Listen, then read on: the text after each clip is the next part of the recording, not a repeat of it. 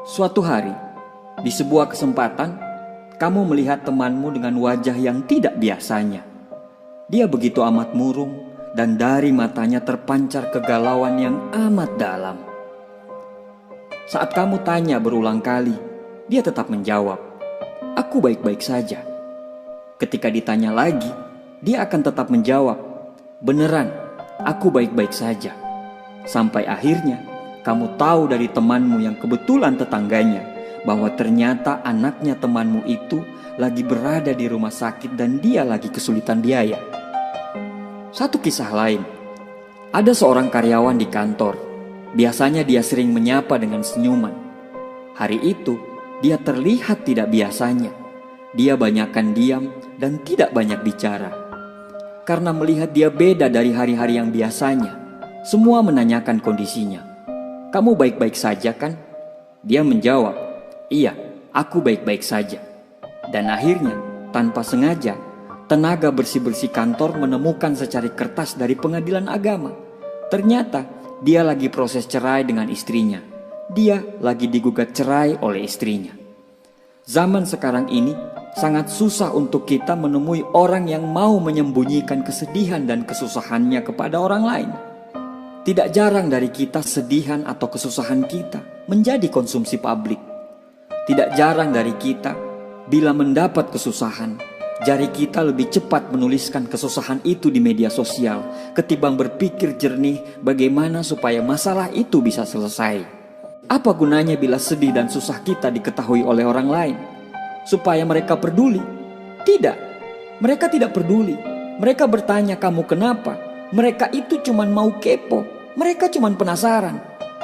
Kamu tidak akan pernah bisa kembali bahagia bila kamu menuliskan sedih dan susahmu di media sosial. Kamu tidak akan bisa kembali bahagia bila kamu menceritakan sedihmu di depan orang lain. Justru, kamu akan makin tambah sedih. Kamu akan makin susah. Karena tiap orang yang melihat akan selalu bertanya, "Kamu kenapa? Ada apa dengan kamu?" Cukup kamu dan Tuhan yang tahu betapa sedihnya dirimu. Karena cuma Tuhanlah yang bisa membuat dirimu tenang kembali dari segala macam kesedihan dan kesusahan yang kamu alami. Tidak peduli apapun yang kamu rasakan, cukup kamu sendiri yang tahu.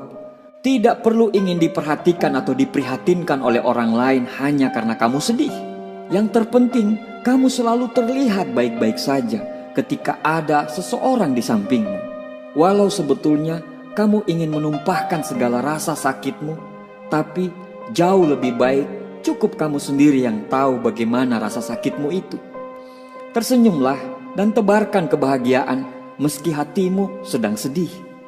Tersenyum bukan untuk menutupi lukamu, tapi tersenyum adalah cara untuk menguatkan dirimu yang sedang terpuruk. Tanpa kamu sadari, kamu adalah orang yang kuat karena kamu tidak ingin menunjukkan kesedihan di depan orang lain. Tetaplah tersenyum meski kamu sedang membohongi dirimu sendiri, karena senyuman itu akan menguatkan kamu. Buat semua orang merasa bahwa kamu baik-baik saja. Buat orang lain percaya bahwa kamu selalu bahagia, walau nyatanya kamu sedang menahan rasa sakit yang teramat dalam. Dengan cara terlihat bahagia, kamu senantiasa akan dianggap bahagia, meskipun sebetulnya tidak. Berbahagialah meski hatimu sedang teriris, karena tidak akan mengurangi beban apapun meski kamu ingin mengumumkan kepada semua orang bahwa kamu lagi tidak baik-baik saja. Tidak ada gunanya menunjukkan kesedihan kepada orang lain. Tidak akan membuatmu berkurang merasakan rasa sakit ketika memperlihatkan kepada semua orang bahwa kamu sedang terluka. Orang lain hanya akan iba, merasa kasihan kepadamu, sedangkan kamu akan tetap merasakan luka.